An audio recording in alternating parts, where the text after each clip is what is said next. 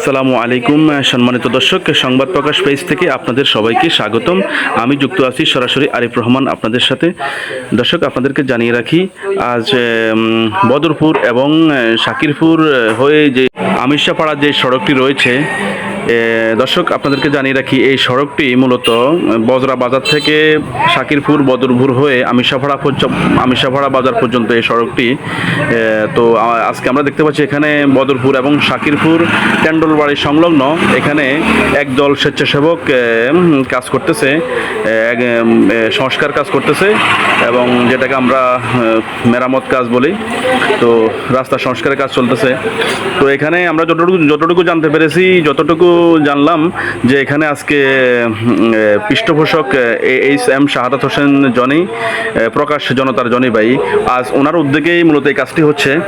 তো সাধারণ মানুষ দেখতে পাচ্ছেন, সবাই মোটামুটি একটু স্বস্তি পেয়েছে আজকে। অনেকের থেকেই জানলাম এবং অনেকেই বলতেছেন আজকে যে রাস্তাটা 2024-এর বন্যার পরে কখনো এটা মেরামত হয়নি অথবা সংস্কার হয়নি।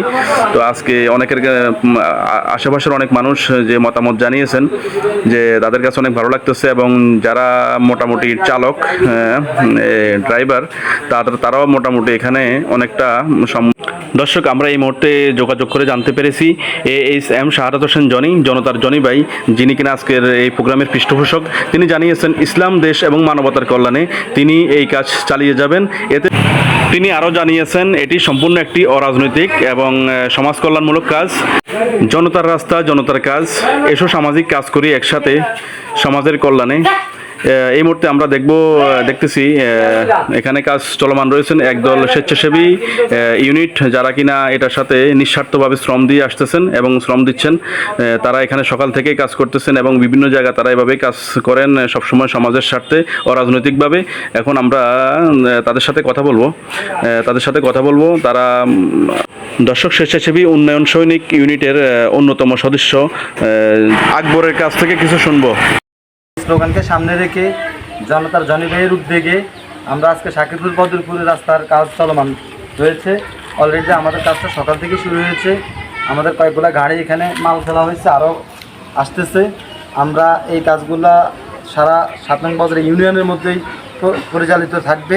যে সকল রাস্তাগুলো ভাঙা রয়েছেন, সংস্কারবিহীন রয়েছেন, আমরা ওই রাস্তাগুলো সংস্কার করব জনতার জনি ভাইয়ের উদ্যোগে। মানে রাস্তাতে ভাঙাচোরাগুলো, যেখানে গর্ভবতী মহিলারা, অসুস্থ মারা হাঁটতে পারে না, তাদের জন্য আমাদের এই কাজ জনসেবায়। আমরা রাজনীতি করতে আসি নাই, আমরা জনসেবা করতে আসছি। তো সকলকে জানাবো যে আমাদেরকে এই সকল কাজের জন্য প্রত্যেক এলাকাবাসী সকলে যাতে আমাদের সহযোগিতা করে, সাহায্য করে। ধন্যবাদ জানাই আমি সবাইকে।